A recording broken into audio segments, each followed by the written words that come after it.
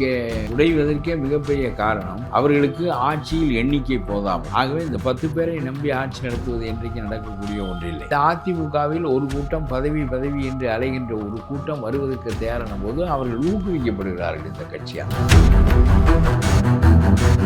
5 ஆண்டுகள் பதவியில் இருந்து விட்டோம், 10 ஆண்டுகள் இருந்து விட்டோம், பிறகு 5 ஆண்டு இல்லாமல் இருந்து விட்டோம், இதற்கு மேலும் எப்படி பதவி இல்லாமல் இருப்பது? இன்னும் பதவி இல்லாமல் இருப்பது ஒன்றும் கோணம் இல்லாமல் இருப்பது போல தெரியுது. இப்போ என்ன பதவி இல்லை என்றால் என்ன? 2 பேருக்கு நடப்பது நடக்கட்டும், குளறுபடிகள் நடக்கட்டும், நாளைக்கு என்ன வேண்டுமானாலும் நடக்கட்டும், அதெல்லாம் வேற. இந்த நிலையில் விஜய் சண்முகம் வீட்டுக்கு வருகிறார் என்று சொன்னால் அது ரொம்ப குறைபாடான செயலாக. இப்போது வேலுமணியின் மீது பல வழக்குகள் இருக்கின்றனவே, அவர் அந்த குழுவினுடைய தலைவராக போகிறாரே, அவர் உங்களை ஆதரிக்க போகிறாரே, அவரின் மீது உள்ள வழக்குகள் எல்லாம் தொடர்வீர்களா, புதுப்பிப்பீர்களா, உயிர்ப்பிப்பீர்களா அல்லது அமுக்கி விடுவீர்களா? அவர்கள் திருப்பியும் வந்து போய் சட்டப்பேரவை தலைவர் கிட்ட சொல்லியிருக்காரு, நான் தான் குழு தலைவரா இருக்கணும் அப்படின்னு சொல்றாரு. அவர்கிட்ட பெரும்பான்மை இல்லைன்ற ஒரு இதுல பெரும்பான்மை இருக்கிறதா இல்லையா என்று யாருக்கும் தெரியவில்லை. யாருடைய முகத்தையும் எண்ணி யாருக்கும் காட்டவில்லை. நாளைக்கு தான் தெரியும். பல பேர் திரும்பி விட்டார்கள் எடப்பாடியிடம் என்று சொல்லுகிறார்கள். இவர்களால் என்ன பண்ண முடியும்? பஞ்சாயத்து போல தான் இருக்கும். இல்ல 11 தடவை நாங்க தோத்து போயிட்டோம், இதுக்கப்புறம் நாங்க தோத்துட்டே இருக்க முடியாது. என்ன 11 தடவை? ஸ்டாலின் சொன்ன கணக்கு எந்த 11 தடவை? எங்க நீ சொல்லு, நான் ஒப்புக்கொள்றேன். இல்லைன்னா அந்த ஸ்டாலின்கிட்ட கேட்கணும். நீங்களாம்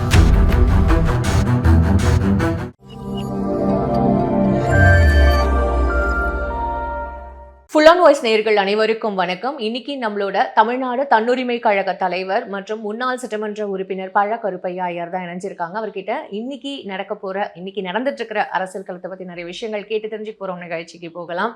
ஐயா வணக்கம், எப்படி இருக்கீங்க? Fine, okay. இப்போ வந்து விஜய் பொறுப்பை ஏற்றது, அதுவும் மட்டும் இல்லாமல் இப்போ ஏடிஎம்கே 2ஆ வந்து உடஞ்சிடுச்சு அப்படின்றது தான் ரொம்ப பரபரப்பாக பேசப்படுற ஒரு விஷயமா இருக்குது. நீங்கள் வந்து முன்னாள் ஏடிஎம்கே, ஆமாம், ஏடிஎம்கே உடைவதற்கே மிகப்பெரிய காரணம் அவர்களுக்கு ஆட்சியில் எண்ணிக்கை போதாமை. ஆகவே இந்த 10 பேரை நம்பி ஆட்சி நடத்துவது இன்றைக்கு நடக்கக்கூடிய ஒன்றில்லை. ஆகவே இந்த அதிமுகவில் ஒரு கூட்டம் பதவி என்று அலைகின்ற ஒரு கூட்டம் வருவதற்கு தயாரான போது அவர்கள் ஊக்குவிக்கப்படுகிறார்கள் இந்த கட்சியால். அதனால் அதிமுக உடைகின்ற நிலைமை ஏற்படுகிறது. நான் ஒன்று சொல்லுகிறேன், திமுகவில் 10 பேர் தான் இப்பொழுது இந்த விஜய் ஆட்சியை நிலைநிறுத்தி இருப்பது யார் என்றால் ஸ்டாலின் தான். ஸ்டாலின் இவரால் தோற்கடிக்கப்பட்டார். 2 பேருக்கும் அரசியல் பகைமை உண்டு என்றாலும் விஜயினுடைய ஆட்சி நிறுத்தப்பட்டு மூச்சு விட்டு கொண்டிருப்பதற்கு காரணம் ஸ்டாலின் தான். அவருடைய கூட்டணியில் உள்ளவர்கள் காங்கிரஸ் அத்துக்கொண்டு போய்விட்டான், அவனை விட்டு விடுங்கள். மற்ற 4-5 பேரும் இந்தியன் முஸ்லீம் லீக்கெல்லாம் நான் ஸ்டாலினை தவிர வேறு முகத்தை பார்க்க மாட்டேன், முக்காட்டை நீக்க மாட்டேன்னு சொன்னவன் அவன்லாம் இப்போ வந்து ஆதரிக்கிறான்னா அதுக்கு என்ன காரணம்னா ஸ்டாலின் ஆதரிக்க சொல்கிறாருங்கிறது தான் காரணம்.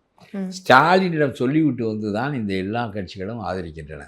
இப்பொழுதும் சொல்லுகிறார்கள், நாங்கள் திமுக கூட்டணியை சேர்ந்தவர்கள் தான், நேற்றும் இன்றும் நாளையும். ஆகவே நாங்கள் உங்களை ஆதரிப்பது விமர்சனத்தின் அடிப்படையில். நாளைக்கு ஏதாவது பெரிய பிழைகள் நேர்ந்தால் நாங்கள் எங்களுடைய சுதந்திரத்தை காப்பாற்றிக் கொள்வதற்காகத்தான் நம்மளோட மந்திரி பதவி கேட்கவில்லை என்று எந்த ஒரு எதிர்பார்ப்பும் இல்லாமல் ஆதரிப்பது. எப்பொழுது வேண்டுமானாலும் விறகை உருவிக்கொள்வேன், உன்னுடைய உலை கொதிப்பது நின்றுவிடும். நிபந்தனையற்ற ஆதரவுன்ற பேரில் நிபந்தனையற்ற ஆதரவெல்லாம் இல்லை, அது சொல்லுவது தான் அப்படி. அது ஸ்டாலினுடைய நிபந்தனைக்கு ஏற்ப விறகு உள்ளே திணிக்கப்பட்டிருக்கிறது. ஸ்டாலின் விரும்பாத போது விறகு உருவப்படும், உலை கொதிப்பது நின்றுவிடும். சரி, அப்போ இப்போ இந்த ஏடிஎம்கே 2ஆ ஸ்பிளிட்டா இருக்கு. அப்படி ஒரு ஸ்டாலினுடைய ஆதரவோடு வெளிப்படையாக இல்லாமல் ஸ்டாலினுக்கு ஏன் இந்த விஜய் ஆட்சியை ஒழிக்க வேண்டும் என்பதுதான் அவருடைய கருத்து. அவர் முதல்ல அது அப்புறம் பேசுவாங்க, அதிமுகவுக்கு ஆதரவு கொடுக்குறேன். ஆனால் ஏன் அவர் ஒழிக்க நினைத்தாலும் விஜய் ஆட்சியில் இருந்து நீடித்து விட்டால் நமக்கு இடர்பாடாக போய்விடும் என்று கருதி இவரை ஆட்சி ஏற விடாமல் அழித்து விட வேண்டும் என்று தான் அவர் விரும்பினார். அது நடக்காது போல் இருக்கிறது என்றவுடன், நடக்காது என்பது ஒரு பக்கம், நடந்து விட்டாலும் தனக்கு நல்லதில்லை என்று அவர் நினைத்தார். ஏனென்றால் ஒரு 6 மாதமாவது அவர் ஆண்டு அது கசமுசா ஆகி ஆள தெரியவில்லை விஜய்க்கு என்ற ஒரு நிலை ஏற்பட்டாலுடைய மீண்டும் நாம் வெற்றி பெற முடியாது. மறுபடியும் விஜயை வெற்றி பெற்று விடுவார். ஏன்னா அந்த அளவுக்கு ஸ்ட்ராங்கா மக்களோட மக்களுடைய ஆதரவு இருக்கிறது. இப்பொழுது உடனடியாக போனால் முன்னதான் சரியில்லை என்று தானே அமுக்கி வைத்தோம், நீ எதற்கு திரும்ப வந்தா என்று அமுக்கி விடுவார். மறுபடியும் போதுமான பெரும்பான்மையை கொடுத்து விஜயை வெற்றி பெற வைத்து விடுவார்கள். ஆகவே உடனடியாக தேர்தல் நடக்கக்கூடாது. கொஞ்ச காலம் விஜய் ஆண்டு அந்த ஆட்சி கசமுசாவாகி அதற்கு பிறகு இவர்கள் அந்த 10 பேர் ஆதரவையும் உருவி கொண்டு உலை கொதிப்பதை நிறுத்தி பிறகு திமுக ஆட்சிக்கு வர முடியும் என்று ஸ்டாலின் நம்புகிறார். எனக்கு என்னவோ பொதிகுழிக்கு போன பிணம் விழுவது போலத்தான் எனக்கு திமுக மறுபடியும் ஆட்சிக்கு வருவதை பற்றி ஒரு கருத்து இருக்கிறது. ஆனால் மக்கள் பெரிய அளவுக்கு வெறுத்து இதை நீனும் நம்பவில்லை, விஜய் வெற்றி பெறுவார், நானும் நம்பவில்லை, நாட்டில் இருக்கிற எவனும் நம்பவில்லை, உளவிலாக்கா நம்பவில்லை, மற்ற கட்சிகள் நம்பவில்லை, எல்லாரும் ஓட்டை பிரிப்பார், யாரோ ஒரு கட்சியை தோற்கடிப்பார் என்று தான் எதிர்பார்த்தார்கள்.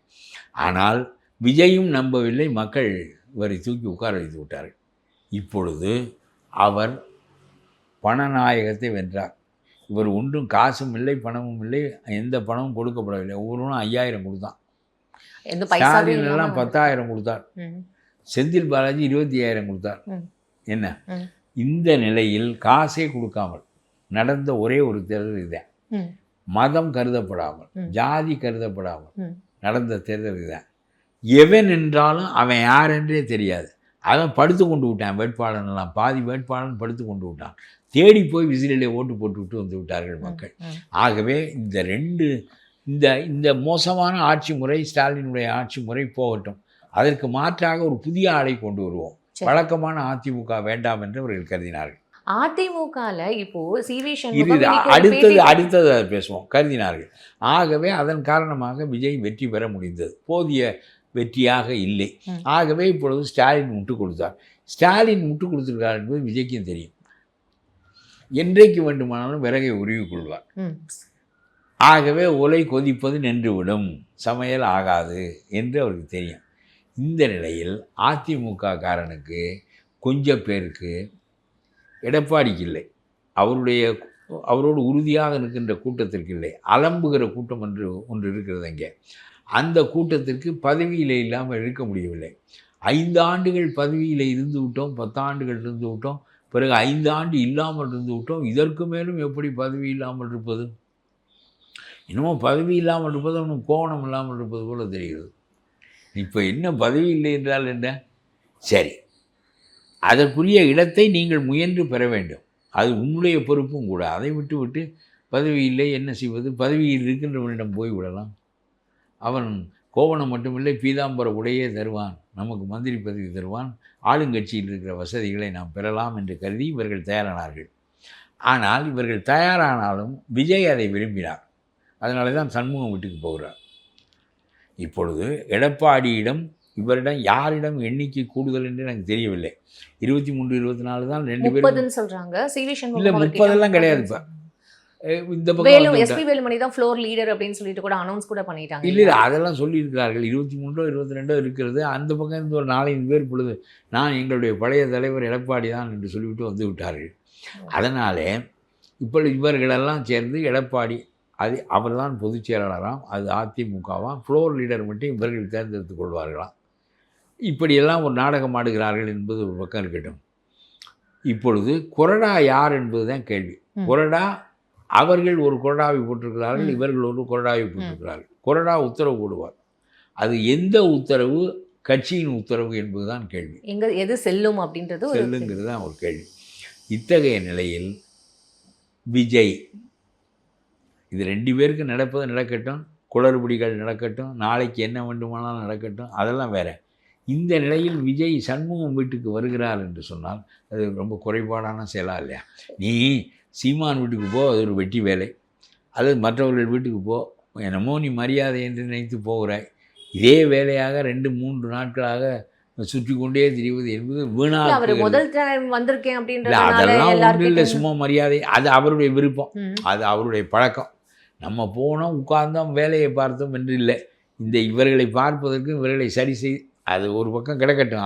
அதை நான் பெரிய குற்றமாக சொல்லவில்லை. தேவையில்லை என்று சொல்வது வேறு, குற்றம் என்று சொல்வது வேறு. நான் குற்றம் என்று சொல்லவில்லை.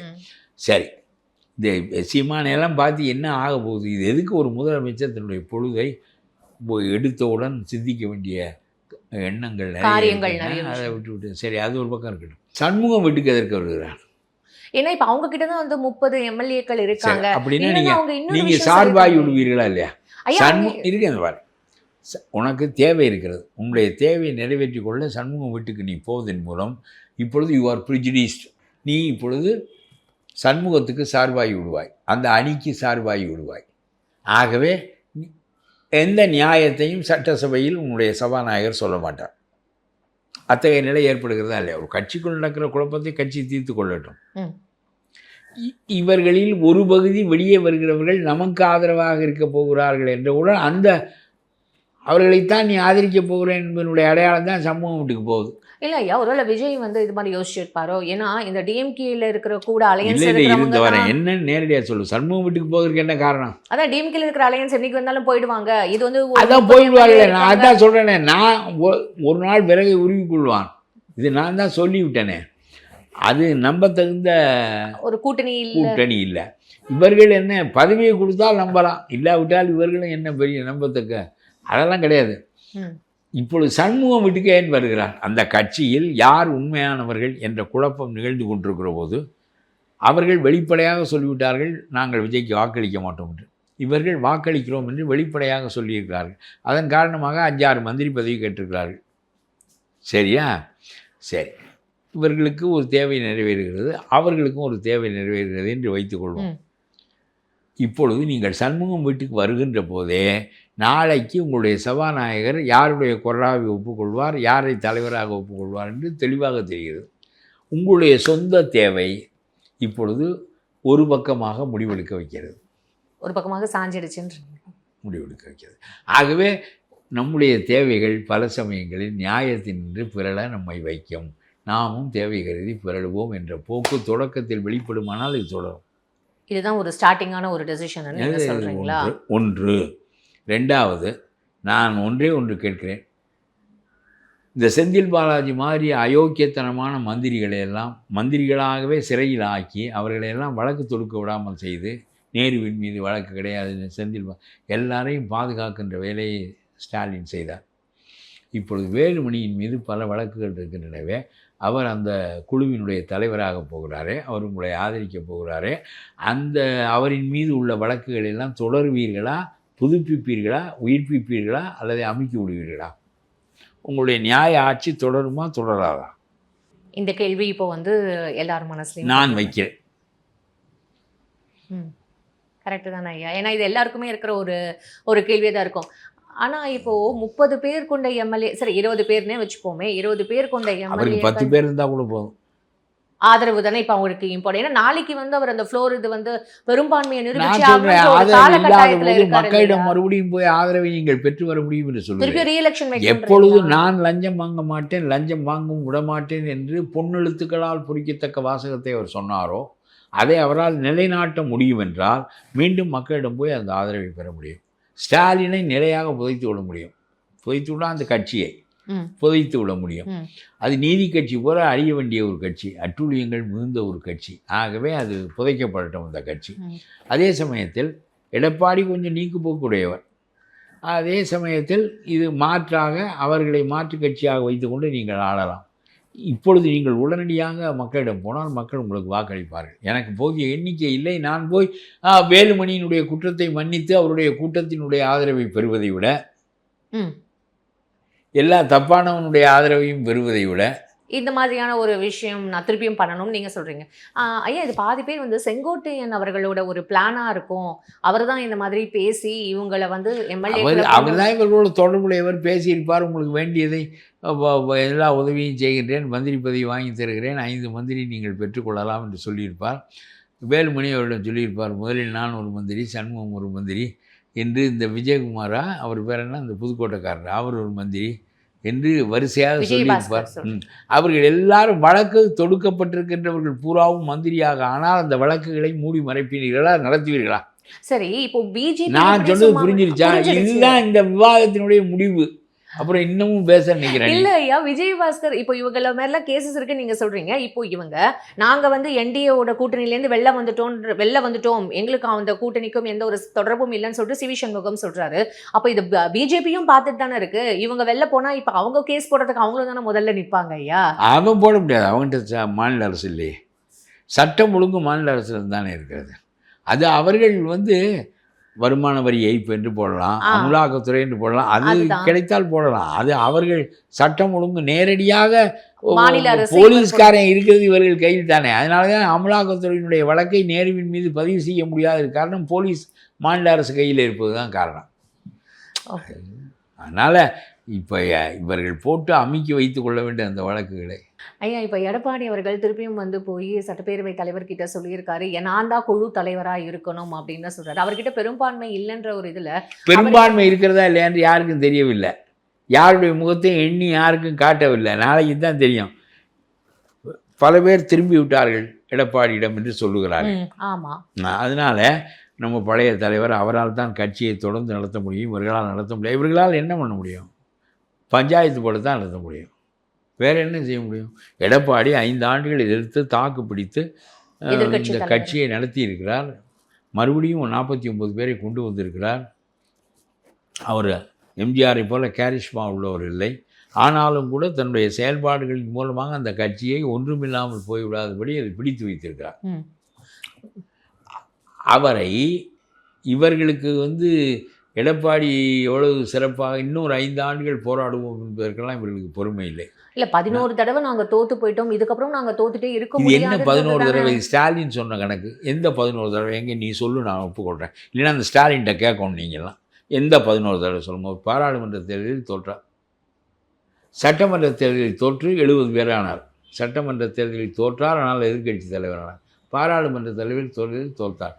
பஞ்சாயத்து தலைவரெல்லாம் கணக்கு கிடையாது. பஞ்சாயத்து தலைவர்களில் தோற்பது பஞ்சாயத்து தலைவர்கள் வேலை. ஒரு கட்சி பெரிய ரோல் ப்ளே பண்ணுவது கிடையாது. இதில் 10 தடவை சொல்லுங்க, ஒரு கணக்கு எனக்கும் தெரிய வேண்டும். 10 தடவை என்ன தோல்வி என்று எனக்கு சொல். அது அப்படியே சொல்லி சொல்லி அது வெற்றி பெறாத கட்சி என்ற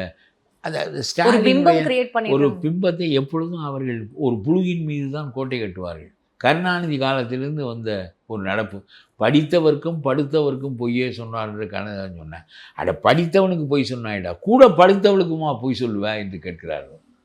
அவளுக்காவது உண்மை சொல்லக்கூடாதா? உன்னை நம்பி வந்து கூட படுக்கிறாளே, அவளுக்கு கூட உண்மை சொல்ல மாட்டாயா என்று திமுக காரனை பார்த்து கேட்கிறார். படித்தவர்க்கும் படுத்தவர்க்கும் பொய்யே சொன்னார் என்று. பொய் தான் இவருடைய முதல். இந்த ஆட்சி போனது என்பது மக்கள் செய்த மாபெரும் புரட்சி. இதுவே ஒரு பெரிய புரட்சி, வீழ்ச்சி விட்டார்கள். ஆனால் இதை தாக்கு பிடித்து அதை புரிந்து கொண்டு எவ்வளவுக்கு விஜய் நடக்கப் போகிறார் என்பது இவர் நேற்று வரையிலும் கூட இன்றைய காலை வரையிலும் கூட சண்முகம் வீட்டுக்கு இவர் போக போகிறார் என்றவுடன் தப்பான மனிதர்களை மூடி மறைத்து காப்பாற்றி தன்னுடைய ஆட்சியை காப்பாற்றி கொள்ள வேண்டிய நிலை ஏற்பட்டால் மீண்டும் அவர் தோற்று விடுவார். ஆட்சியை தக்க வைக்கிறதுக்காக அவர் இந்த மாதிரியான ஒரு விஷயம் எடுத்திருக்காரு அப்படின்றது தான். போனால் போட்டு மறுபடியும் மக்களிடம் போய் வாக்குகளை பெற்றுவிட்டு போகிறோம். ஐயா, இன்னைக்கு காலையில் உதயநிதி அவர்கள் வந்து இந்த சட்டசபையில் வந்து பேசும்போது, எதிர்கட்சி தலைவராக பேசும்போது, உதயநிதி பேசும்போது விஜய் அவர்கள் என்னோட சீனியரு, இங்கே சட்டப்பேரவை தலைவர் கூட என்னோட சீனியர், ஆனால் உங்கள் எல்லாரையும் விட திமுகவில் நாங்கள் ஆட்சி பண்ணதில் நாங்கள் தான் சீனியர் அப்படின்ற ஒரு இதையும் சொல்லியிருக்காரு. இதெல்லாம் விளங்காத. அதாவது தமிழ்நாடு அரசியல் ஸ்டாலினிடம் வந்த உடனே விழுந்து விட்டது. கருணாநிதி யோக்கியமானவர் இல்லையே தவிர அரசியல் ஆளுமையுடையவர். எம்ஜிஆர், ஜெயலலிதா எல்லாரும் அரசியல் ஆளுமையுடையவர்கள். இது அந்த பழைய தளத்திலிருந்து ராஜாஜி ஒரு இமயமலை. அறிவால், ஒழுக்கத்தால், நேர்மையால், அறத்தால், வாழும் முறையால், எல்லாவற்றாலும் பதவியில் இருந்தார், இல்லாமல் இருந்தார், என்னென்னவோ எல்லா வீழ்ச்சிகளை வரிசையாக சந்தித்தார். பதவியை தூக்கி எறிந்து விட்டு வெளியே வந்தார். கடைசியிலே சாகிற போது குறை ஒன்றும் இல்லை கோவிந்தா என்று சொல்லுகிற ஞானியாக இருந்தார். He was a Saint. அது மாதிரி அவர் வந்து ஒரு செயின்ட்லி பர்சனாலிட்டி ரூல்டு தி ஸ்டேட்டுங்கிறது தான் இந்த நாட்டுக்கு கிடைக்காத பெருமை. அது ஒரு பக்கம் இருக்குது. காமராஜ் மாதிரி ஒரு செல்ஃப்லெஸ் பர்சன்ஸ் இவங்கெல்லாம் ஆண்ட நாட்டுக்கு அண்ணா வரையிலும் கூட தப்பில்லை. சரி, கருணாநிதி வந்தபோது ஊழல் தொடங்கிவிட்டது. அது இப்பொழுது புதைக்கப்பட்டிருக்கிறது. இது வெற்றிகரமாக விஜயால் செய்ய முடியும் என்றால் இந்த புதைக்கப்பட்ட ஊழல் கட்சி திரும்ப தலைவிக்காது.